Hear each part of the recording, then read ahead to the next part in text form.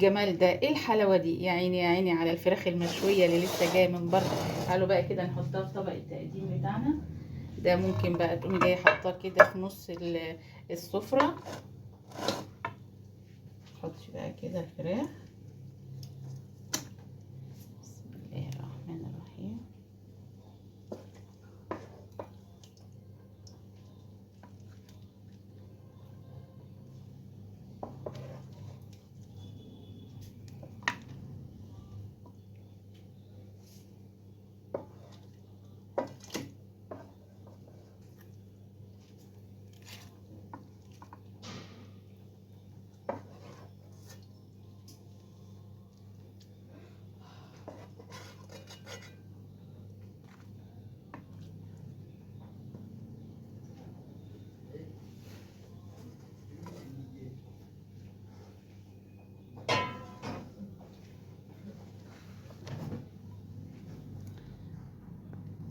وبألف هنا. شوية بقى كده بقدونس، شوية خضرة كده من على وش الصينية.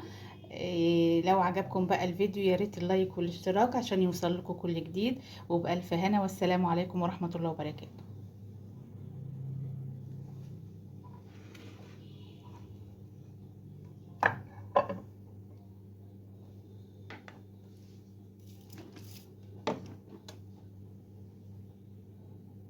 تعالوا بقى النهاردة كده نعمل خلطة جبارة للفراخ. تنفع كده في العزومات، تنفع في رمضان. أول حاجة عندي علبة زبادي،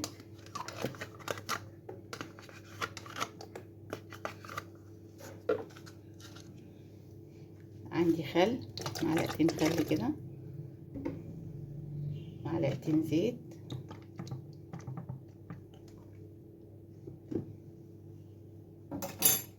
ليمونة،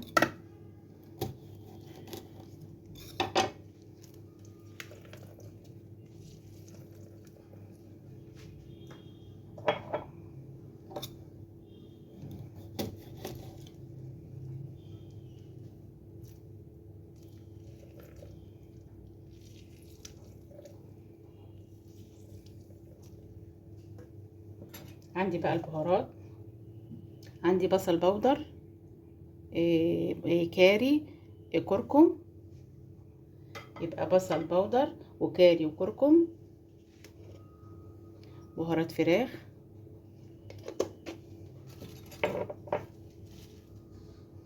فلفل اسود، بابريكا،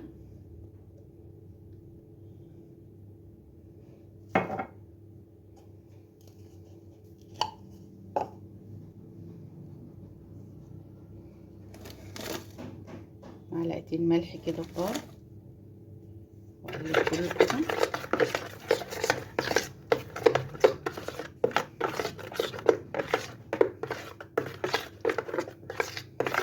انا طبعا غسله الفراخ غسله كويسه كده، وانقعها كمان في ليمون وملح عشان الزفاره. يلا بقى كده نجيب بقى الفراخ مع بعض. عندي بقى الفراخ غسلتها كده بالليمون والخل والملح. هبدأ كده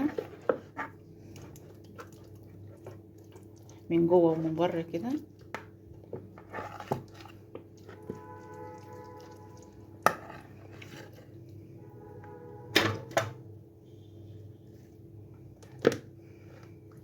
طبعا دي لو انت كمان احلى واحلى لو بيتيها كده قبلها بيوم، هتبقى تتبيله جميله.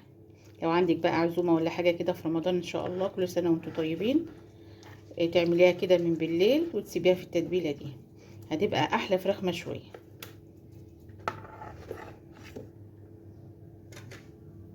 ممكن بقى تدخليها الفرن، وممكن تعمليها على العين من فوق. يعني تاخديها كده تسويها كده 3/4 تسويه من فوق على العين، وبعدين تدخليها الفرن عشان ما تاخدش غاز كتير.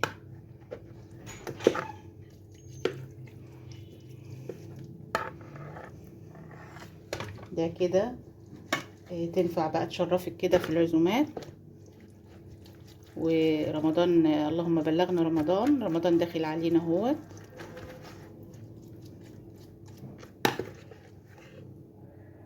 احط بقيه التتبيله دي على الفراخ واسيبها كده قد نص ساعه، وبعدين نرجع نسويها مع بعض. كده الفراخ بقى سبتها نص ساعة. تعالوا بقى نسويها كده على عين البوتاجاز من فوق الاول، وبعدين بعد كده ندخلها الفرن. عندي هنا بقى زيت، صينية كده حطيتها على البوتاجاز، حطيت عليها زيت.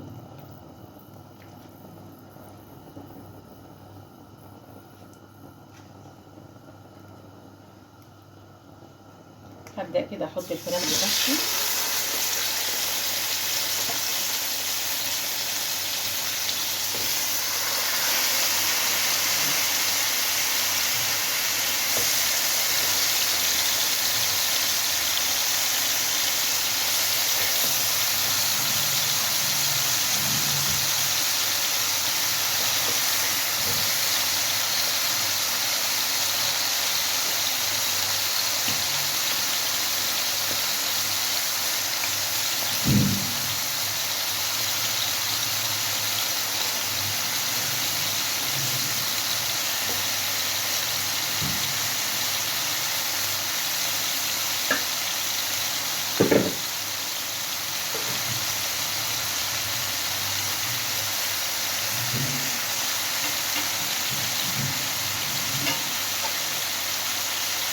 هسيبها بقى تدي لون كده.